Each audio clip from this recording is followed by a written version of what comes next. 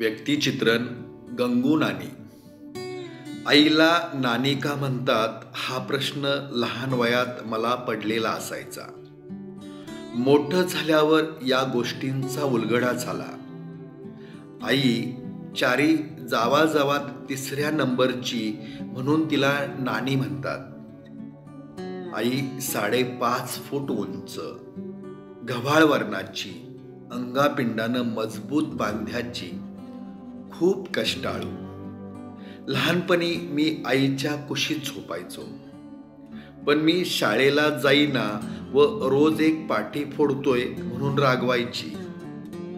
पण शाळेतून घरी आलं की खूप माया करायची. आज गुरुजींनी काय काय शिकवलं ते लिहून दाखव, मग दुधावरची साई साखर टाकून देणार. इथं माझ्या पुढं बसून पाटीवर काढ, मगच देणार, हे तिचं म्हणणं असायचं. जस जसं कळू लागलं तसा आईचा अभिमान वाटू लागला. याला कारण घरी दररोज कोणीतरी बायका यायच्या. गंगूना आणि हाय त्या का, सांच्याला नाव ठेवायला या, संगीताला मुलगी झाली या, अशी रोज कुणाची तरी हाक ऐकू यायची. बाळाचं नाव ठेवायला जाताना आई खूप छान सजायची. भरजरी काठापदराची नऊवारी साडी नेसायची. कपाळावर मोठं कुंकू कोरायची. केसाचा अंबाडा बांधायची. गळ्यातल्या डोरल्याबरोबरच बोरमाळ व तिचा आवडता कोल्हापुरी साज घालायची. कानात फुलं, बुगड्या, नाकात नथनी, कमरेला मासपट्टा, हातात पाटल्या घालायची. पायातल्या बोटात अंगठं, जुडवी, गेंदफूल, मासोळ्या, करंगळ्या हे सारं घालायला तिला आवडायचं. माझ्या पायात 150 भाराच्या साखळ्या होत्या हे आजही अभिमानानं सांगते. तिचं सारं आवरलं की मग एका पितळेच्या ताटात थोडं तांदूळ, नारळ, कापडाचा पीस घेऊन मी आई बरोबर बाळाचं नाव ठेवायला जायचो. नानी आल्या, नानी आल्या, गंगू नानी आल्या म्हणून साऱ्या जणी तिचं कौतुक करायच्या. पूर्वी मोठमोठे करणे लावून बाळाची नाव ठेवायची पद्धत होती. आईला बाळाच्या पाळण्याजवळ जागा मोठ्या अदबीनं मिळे. आईच्या हातात माईक दिला की मग खड्या व सुरेल आवाजात पाळणा सुरू व्हायचा. पहिल्या दिवशी जन्मलं बाळ, बाळाच्या मुप्पते दिपलं डोळ, बाळाला लागे कल्लीचा वारा, जशा तुटती अस्मिनी तारा. आई 2 पाळणे म्हणायची. पाळणा म्हणणारी गंगू नानी म्हणून आईला खूप मान मिळायचा. मीही आईच्या आडोशानं त्या माईकमध्ये जोरात ओरडायचो. आवाज घुमला की मजा वाटायची. आईमुळंच माझ्या हातात 3ऱ्या वर्षी माईक आला. मी जे आज थोडंफार बोलतो त्याचं सारं श्रेय आईला जातं. नाव ठेवून झालं की तिला व मला सर्वांच्या मध्ये बसून जेवायला वाढलं जायचं. हे घ्या, ते घ्या. तिची व माझी खूप सरबत्ती व्हायची. मलाही अभिमान वाटायचा. माझ्या आईला पाळणा म्हणायला येतोय. दर महिन्याला किमान एक तरी बाळ आमच्या माळावर जन्माला यायचं. गौरी गणपतीच्या सणाला गल्लीतल्या आयाबाया गोळा करून आई लहान मुलींना, बहिणींना गौरीची खूप गाणी शिकवायची. काटवटीत लाटणं वाजवून एक विशिष्ट आवाज काढला जायचा. 101 गीतं आईला आजही तोंडपाठ आहेत. शाळेचं तोंड एकही दिवस न पाहिलेल्या आईला ही गीतं पाठ कशी आहेत हा प्रश्न मला पडतो. गौरी गणपती, विठ्ठल रुक्मिणी, हादग्याची गीतं, कृष्णा कोयनेवरची गीतं, वेगवेगळ्या दागिन्यावरची गीतं आजही खड्या सुरात म्हणते. माझी आई म्हणायची तेच ध्यानात धरून मी म्हणते. ध्येना मनात ठेवलं की सारं लक्षात राहतं, ही तिची धारणा. जात्यावरच्या ओव्या तर ऐकतच राहाव्यात. भावावरून, बहिणीवरून, आई, वडील, मुलगा या प्रत्येक नात्यावरनं शेकडो ओव्या आजही पाठ आहेत. कोयना आली ग कोकणशी, कृष्णा आली ग वाईलीशी, या ग दोघींची भेट झाली कराड या किल्ल्यायशी. कृष्णा कोयनाशी बोल, कोयने उशीर का ग झाला, माझा कोकणी ग लांब पल्ला, आली लोटीत ग झाड पाला, आली लोटीत ग झाड पाला. पंढरीला जाती ग माझ्या संग सोबत नाही कुणी, पंढरीला जाती ग माझ्या संग सोबत नाही कुणी, मोर इटल मागजनी, मोर इटल मागजनी.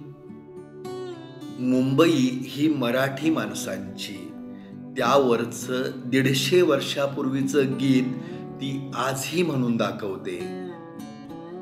ममईच्या म्हादेवी, ममईच्या म्हादेवी तुला सोन्याचं खंबाईळ, ममईच्या म्हादेवी तुला सोन्याचं खंबाईळ, माझा मराठी भाऊ राया तुझ्या पदरी संभाईळ, माझा मराठी भाऊ राया तुझ्या पदरी संभाईळ. अशी शेकडो गाणी तालासुरात म्हणणारी माझी आई तिचा गोड आवाज कानात साठवून ठेवावा असा.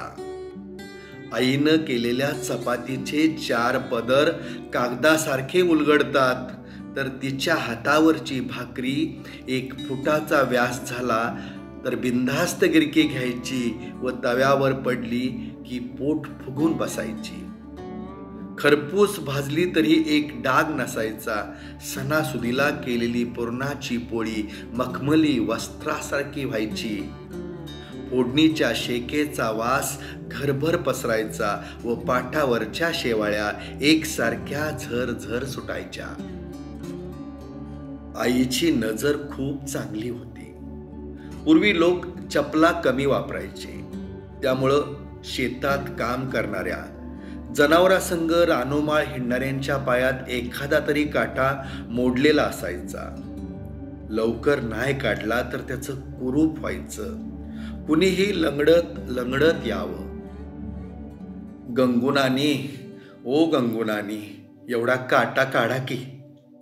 मग डब्यातली मोठी व बारकी सुई घेऊन आईनं न दुखवता अलगदपणे काटा उचलावा. काट्याच्या वरच्या बाजूला काट्यात सुई खोवून काटा वर उपसण्याचं तिचं कौशल्य होतं. जास्तच दुखत असेल तर गुळाचा चरका द्यावा. लंगडत येणाऱ्यानं उड्या मारत जावं. काटा अलगद काढण्याचं कसब तिच्या अंगात होतं. एकदा तर एक भयंकर प्रसंग ओढवला. आमच्या नात्यातल्या एका चुलत चुलतीला गरोदरपणात 8व्या महिन्यातच वेना सुरू झाल्या. दवाखान्यात न्यायला गाडी मिळेना. तिचा नवरा कुठंतरी कामाला गेलेला. आता काय करायचं? ती चुलती तर उमाऱ्या घामाऱ्या झालेली. शेजारच्या आयाबाया जास्तच घाबरायला लागल्या. कुणीतरी बैलगाडी मिळेना. ही तर आरडाय ओरडाय लागली. तिच्या जवळ गेलेल्या बायका पळून बाहेर आल्या. कोणतरी बोलवायला आलं, गंगू नानी, ओ नानी, चला लवकर, नाहीतर इमली जगत नाही, येना सुटले त्या. आई धाडशी गेली. बघितलं, 2 बायकासनी आत घेऊन गेली आणि धाडसानं तिचं बाळणपण केलं. मुलगी झाली. पण या घटनेवरून वडील बरेच दिवस चिडून होते. काय झालंच असतं तर कोण निस्तारायचं होतं. अशी ही माझी धाडशी आई. कुणी वावगं बोललेलं तिला सहन होत नाही. खूप स्वाभिमानी. म्हैशीच्या दुधाच्या बिलावर 2 बहिणींची लग्न केली. आम्हा भावंडांना शिकवलं. वडिलांचा स्वभाव साधा. मिळवलेले पैसे आईच्या हातात देणं एवढंच त्यांना माहीत. घरचा बाजार, कपडा लत्ता, देणं घेणं सारा व्यवहार आईच बघायची. 5 रुपये दिले की वडील 50 वेळा चाचपून बघतील, पण आई हिशोबाच्या बाबतीत खूप हुशार. 40 वर्षापूर्वी तासगावच्या कराड अर्बन बँकेत अडीनडीला सोनं गहाण प्रकरण करणारी, तासगाव सारख्या शहरात आम्हा भावंडांना दवाखान्यात नेणारी व प्रसिद्ध खुजट व्यापाऱ्याच्यातूनच किराणा घेणारी, कापड पेटेला चांगल्या दुकानात सूत पारखून कपडे घेणारी आई व्यावहारिक दृष्ट्या किती साक्षर होती हे आजही जाणवतं. आपण अशिक्षित आहोत, पण आपल्या मुलांनी पलूस सारख्या नावाजलेल्या शैक्षणिक संस्थेतल्या शाळेत शिकावं हे स्वप्न तिला का पडलं असावं, तेही अक्षराचा गंध नसताना. खरंच मी स्वतःला भाग्यवान समजतो. एसटीच्या पासची, कपड्यांची, वह्या पुस्तकांची तरतूद अगोदरच करून ठेवणाऱ्या आईची आमच्याकडून खूप स्वप्न होती हे जाणवतं. आम्ही राहतो तिथं खालच्या पांदीला हौसा काकू पाटलिनीचं कर्लाचं शेत होतं. तिथं शाडू माती असायची. बारीक पांढरे खडे काढले की माती मऊ लोण्यासारखी व्हायची. मग ती मरदायची, मळायची. कासंडी एवढा चिखलाचा मोठा गोळा करून आईला द्यायचा. मग बेंद्राला आई खूप छान बैलजोड्या बनवायची. तिच्या हाती ही कला केव्हापासून आली माहीत नाही, पण खूप सुंदर आकाराचे बैल ती बनवायची. बेंद्राला आजूबाजूच्या मुलांची रीग लागायची. नानी, ओ नानी, आम्हाला बी एक जोडी बनवून द्या की. तिचं अजून एक वैशिष्ट्य म्हणजे आमच्या घरात गाडग्याच्या उतरंडीत असंख्य प्रकारच्या बिया असत. देशी चुनुला पावटा, गवारी, देशी भेंडी, देशी दोडका, घाऱ्या करावयाच्या भोपळ्याच्या बिया, गणेशवेल, 8 तासाला पेरावयाची सारी कडधान्ये, करडई, या साऱ्यांची जपणूक तिनं गाडग्यात राख घालून केलेली असे. कुणीतरी आवाज द्यायचा, ओ गंगूनानी, पावट्याच्या 4 ब्या द्या की, तालीवर 4-2 टोकाव म्हणती, तेवढंच आपलं घर खर्चाला. मग तिनं उतरंडीतल्या बिया हातानं पाकडून पुडीत बांधून द्याव्यात. न्या जावा, पण तुम्ही बी कोणाला तरी मदत करा. अशी माझी आई. काटकसरीनं प्रपंचा केलेली. आबळ ढबळ वागणं तिला कधीच जमलं नाही. मला लहानपणी वंदाण ठेवायची सवय, मग तिचा मार मिळायचा. आज ही उष्ट ठेवलेलं, मात्र केलेलं तिला अजिबात आवडत नाही. घरात चमचाभर तेल कमी पडलेलं चालत नाही. घर कसं धनधान्यानं भरलेलं असावं. कोणची एक गोष्ट कमी नाही पडली पाहिजे ही तिची शिकवण. ती म्हणेल तेच खरं. तिच्या पुढं कुणाचं काही चालत नाही. ती कधी फारशी कुठं देवाला गेलेली मला आठवत नाही. पंढरीचा विठ्ठल व कुळस्वामी खंडोबा या देवाव्यतिरिक्त तिला देवधर्माचं फारसं वेड नाही. पण दारात आलेल्या भुकेल्या आयाबायांना 4 घास बसून खायला लावणार. दररोज दावणीच्या म्हशीची उपसाबर करणं, त्यांना वैरण पाणी वेळेवर देणं, कुत्र्या मांजराला आठवणीनं खायला देणं, चिमणी पाखरासनी गव्हा तांदळाची वंजळ टाकणं, यातच तिला देव दिसतो. वडिलांच्या देवधर्माच्या अतिस्तोमाचा तिला खूप राग येतो. कष्ट हाच तिचा देव. जनावरांना जीव लावावा तिनंच. गेल्या 30-40 वर्षापासून एकाच म्हैशीची जी तिच्या बापानं दिली होती, तिची औलाद आजही आमच्या दावणीला आहे. स्वतःच्या पोटाला नसलं तर उपाशी बसल, पण जनावरांच्या दावणीत कानगूट नसलं की तिचा जीव सैरभैर झाल्याशिवाय राहत नाही, असा तिचा स्वभाव. तिनं आम्हाला खूप कष्टातून शिकवलं. शाळेची पायरी न चढताही आम्हाला उच्च शिक्षित केलं. पैचा न पैचा हिशोब फक्त तिनंच लक्षात ठेवावा. 1 रुपया इकडं का तिकडं तिला चालत नाही. हिशोबाला खूप हुशार. जगाचं ज्ञानही तिला खूप. देशातली राज्ये, भाषा, आजपर्यंत झालेले पंतप्रधान, अगदी अमेरिकेचा राष्ट्राध्यक्षही तिला माहीत. तिला इंदिरा गांधी, वाजपेयींचं भाषण फार आवडायचं.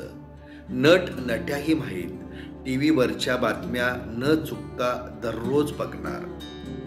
वडिलांना कधी कधी रागानं म्हणणार, "अव, मी शिकली असती म्हणजे कशाला, पोरासनी फॉरेनलाच शिकवलं असतं." "अगं आई, आपला देश तो आपला."